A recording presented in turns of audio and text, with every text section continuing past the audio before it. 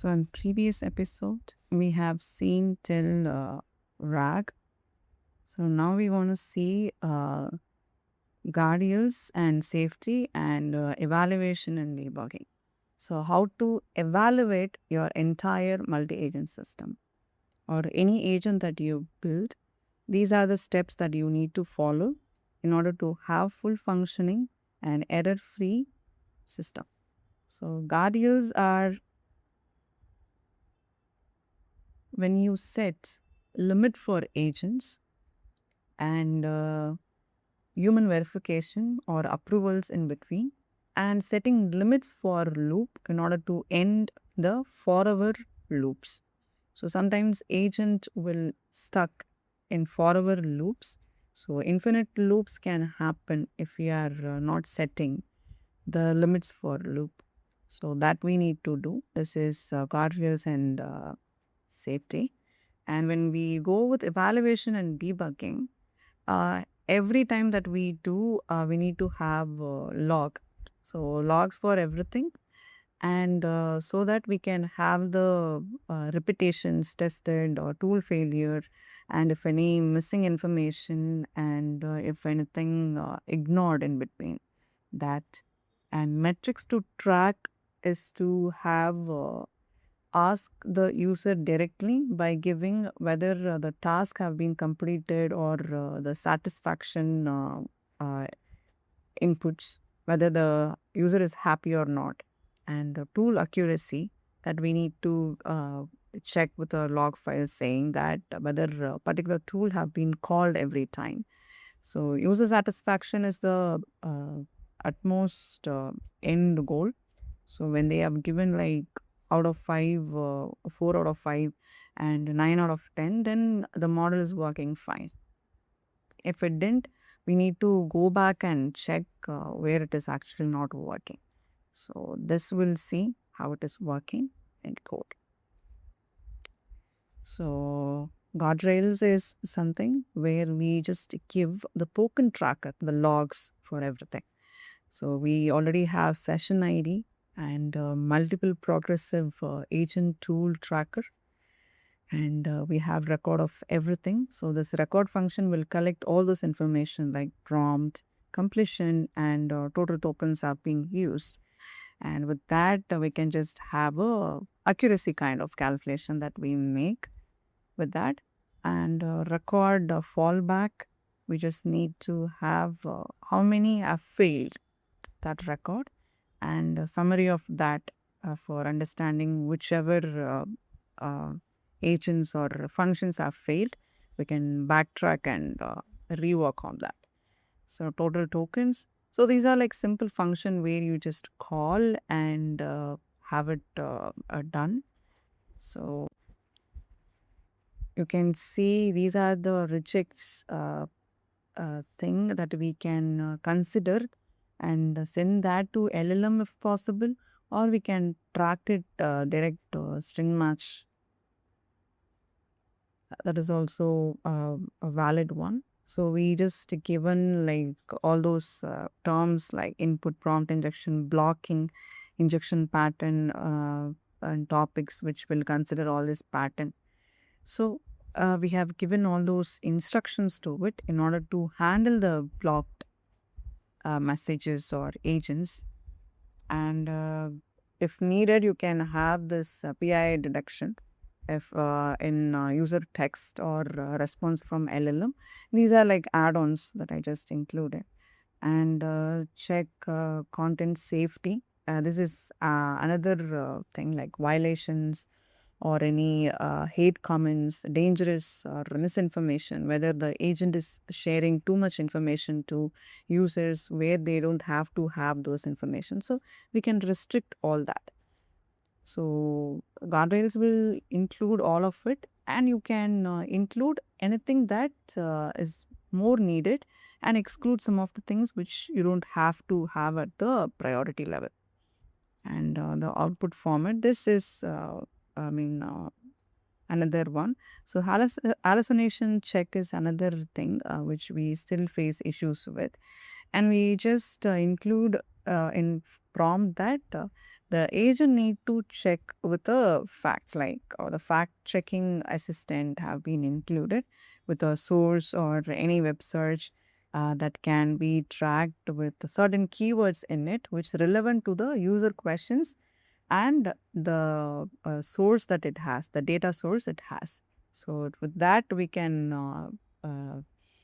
give the hallucination free results. And also we are using RAG where we don't have to deal with hallucination much, because anyway it is going to retrieve with the source of information that we have given.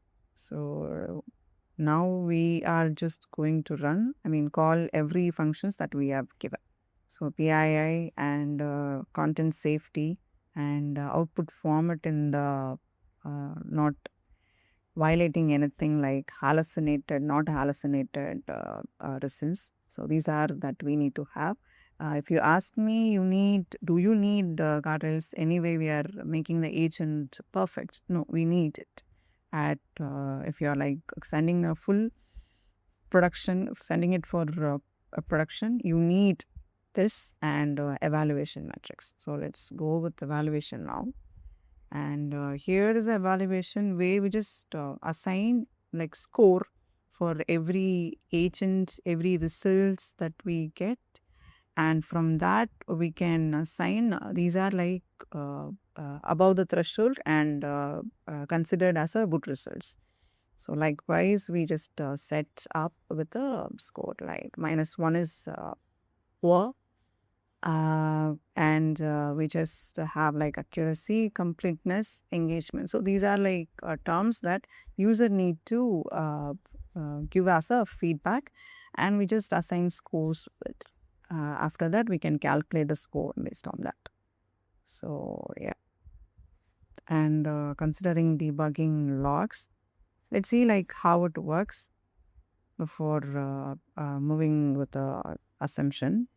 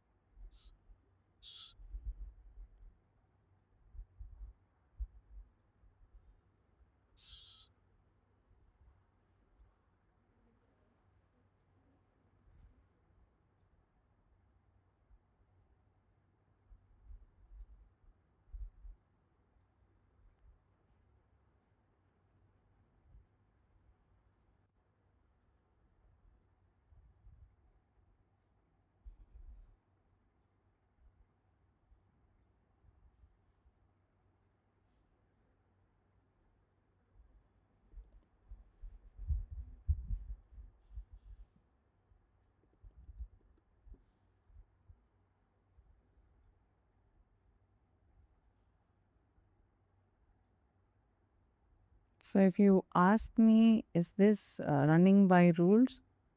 It is not. If you are looking at the results, it is directly fetching from the web. That was our tool that we included. In the beginning, it was saying that we have three warnings from guardrails, and it have been blocked. And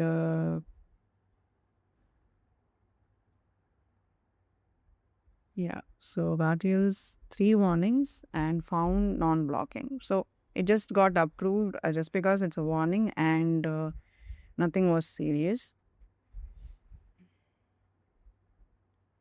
If you see the quality score of this, we have like 6.8, which is above the threshold that we assigned.